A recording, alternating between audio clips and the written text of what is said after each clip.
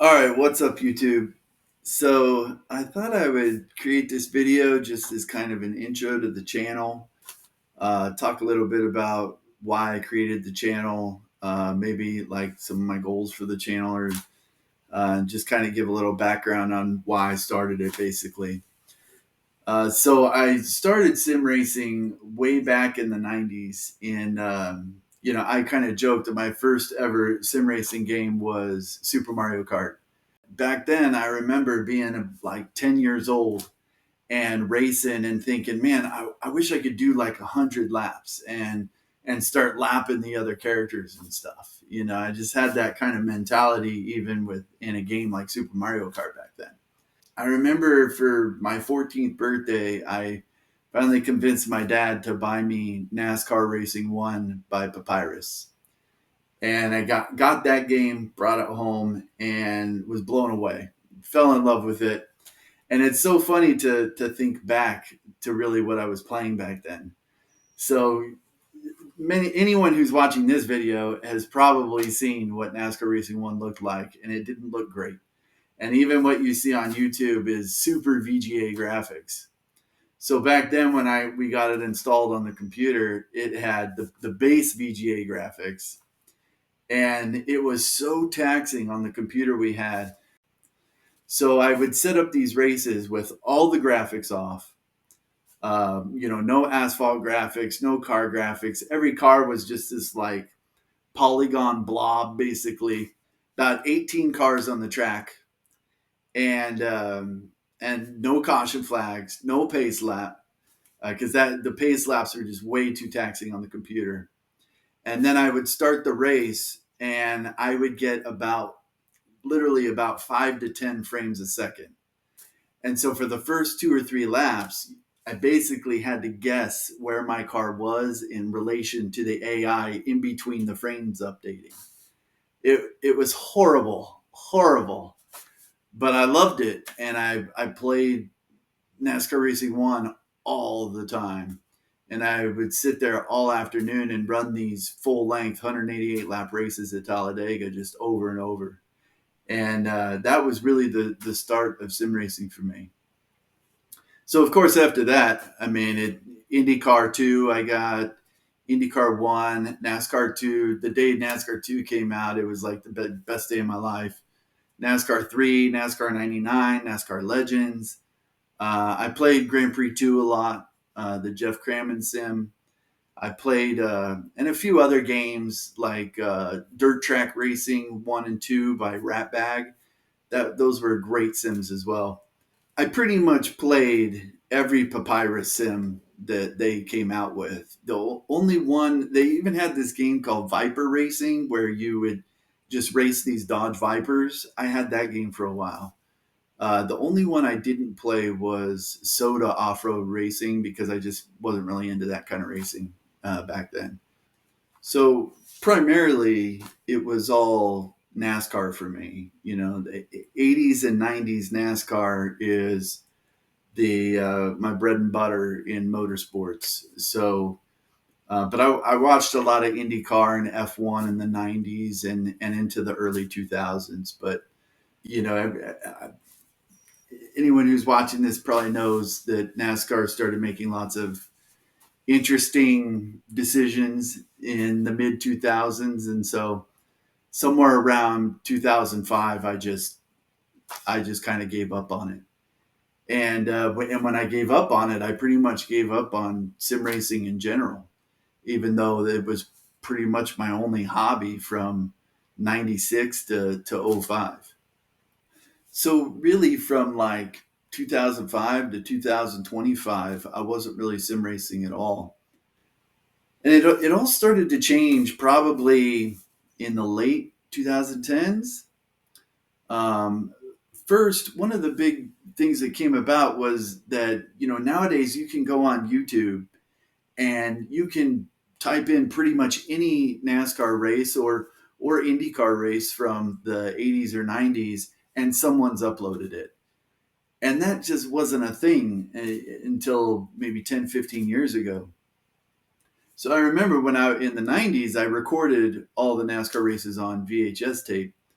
And I never imagined that someday we'd have access to like any race we want, where you just pull it up on our TV and can watch it. So being able to go back and see all those old races that I loved from the 90s and stuff just kind of made me realize, like, yeah, I'm not as into NASCAR, modern NASCAR, but I still love NASCAR from the 80s and 90s, and I still love IndyCar from the 80s and 90s, and I still love watching the F1 races from the 90s, though they're a little bit pickier about what you can upload on YouTube, so there's not as many F1 races on. And somewhere along the way, I started stumbling upon people who were posting videos of these old sims. I think the first one that I saw was Ted Meat, and being able to watch his hardcore seasons, fantastic. Really blew me away that one, people are still playing these games, and he plays them just how I used to play them. Like if I'm going to do a NASCAR sim, I'm doing 100% race length, even though the races are 4 hours sometimes. So being able to watch his videos on YouTube and think to myself, like, man, I can't believe people are still playing this, and not only still playing it, but having fun playing it. And it just kind of got me thinking, like, man, I kind of miss that. So seeing all those videos and being able to watch racing from the 90s just I kind of fell in love with it again. And so I decided one day I'm going to fire up NASCAR 2003 on my laptop. Now, this laptop I'm using right now, it's not the best. I bought this for probably $150 at Best Buy. When I went in there, I said, I just need something that will do, online video and allow me to go on the internet for work, and that's it.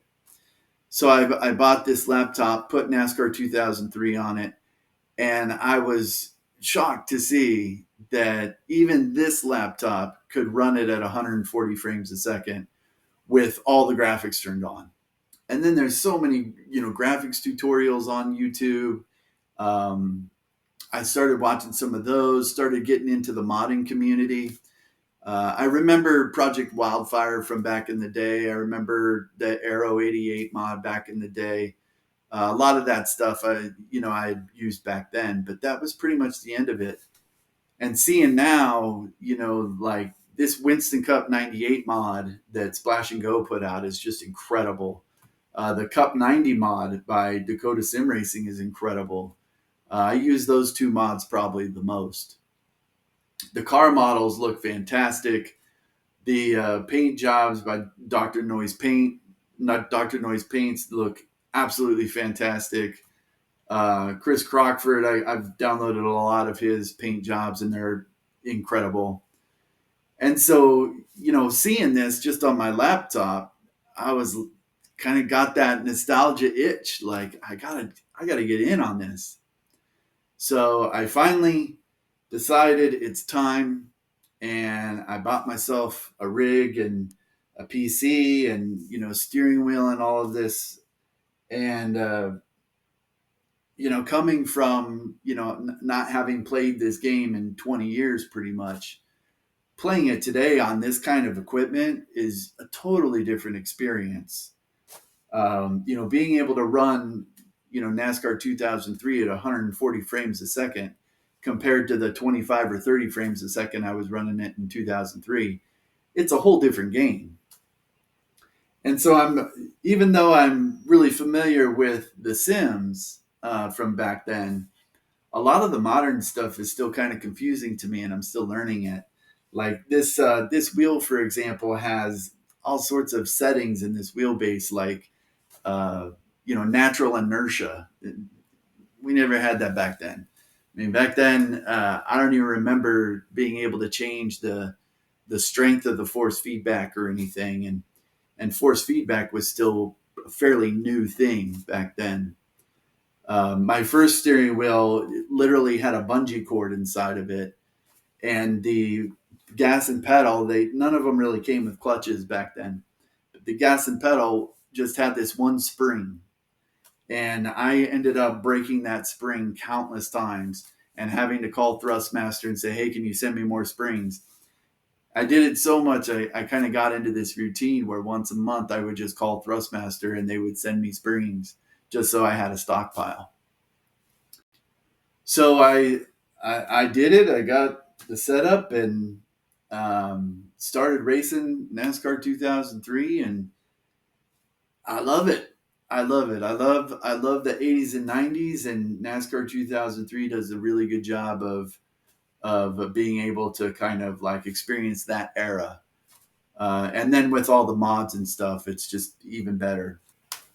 So goals for the channel, pretty much none.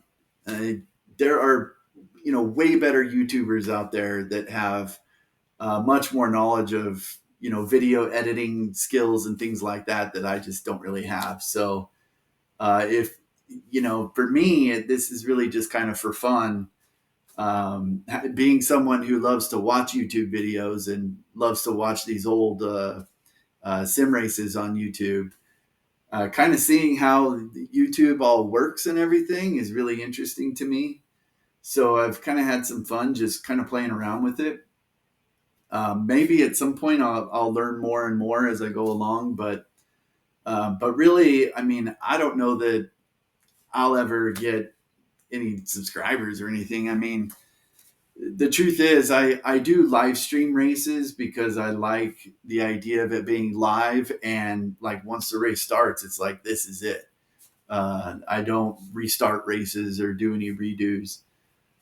So I like that aspect of it. It kind of keeps me honest. But I live stream in the middle of the night. So, I'm in Arizona and I will stream from about 11 p.m. to about 3 a.m.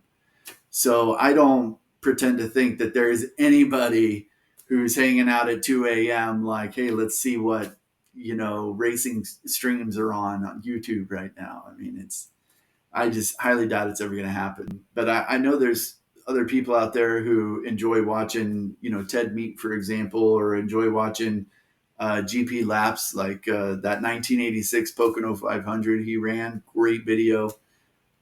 Seeing some of the comments under that video, there was one in particular where someone said, you should do a whole 1992 season of this. And I was sitting there and I read that and I'm like, I would totally do that. Like that's totally me. So if anyone actually ever watches this video, whether on purpose or by accident, thanks for watching. Stick around if you like. If not, that's totally cool. I get it. There's countless other YouTube videos out there that are probably far more entertaining. So if you like sim racing and you like the 80s and 90s motorsports and watching YouTubers run these old races in hardcore mode, then stick around. Hopefully you'll see some stuff that you like. I guess the other thing I'll say about goals is really, I mean, my goal when I race these sims is to try and be as realistic as possible and as immersive as possible in a sense. So I don't like pausing. I like to start a race, and even if it's like I ran Rockingham recently, that's 492 laps back in '92, and I don't pause during it. I like to just do it just like the race is going on. So I don't really expect to win any of the races I start. In fact, if I start winning races, then it's too easy. I'm just gonna start upping the difficulty to make sure it's good and competitive. So mid pack racing is to me is the most realistic or most immersive. The other thing that I try and do is be as clean as possible. And to race these sims as clean as possible, you have to be really familiar with how the AI works and how they behave. And so that's really what I spend a lot of my energy when I'm racing is just kind of observing AI behavior and making sure that I'm not putting myself in a position where the AI is going to take me out. So trying to race clean, trying to race competitive, and not being too easy, and trying to be as immersive as possible. I mean, that's really my ultimate goal. I guess the only thing I really have to say is just thank you to all the people on YouTube who are streaming racing games. In particular, Ted Meat and GP Laps. They really have brought me back to this hobby and kind of helped me fall back in love with it. So I'm eternally grateful to them, and everyone who's posted sim racing videos, and just thank you. Um, Also, the modding community. I even back in NASCAR Racing One back in '96, there was a guy named Chris Frederick who made a '96 car set, just '96 paint jobs. And then there was a guy who made a Daytona track, Alex Santanario, I think it was. Just everyone, even modding back then. I mean, this modding community has always been a big thing in these sim racing games, and seeing the stuff that people are creating today is just incredible. So thank you to everyone out there who's ever attempted to create a track, or who's made some of these paint jobs that I feature in the races I run. They all just look amazing.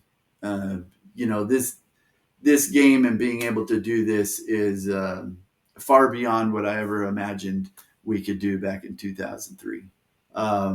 It's really awesome to see the sim racing community back in the mid 90s and see it today. And it's a lot of the same thing, just people wanting to enjoy this hobby and make these games as realistic as possible.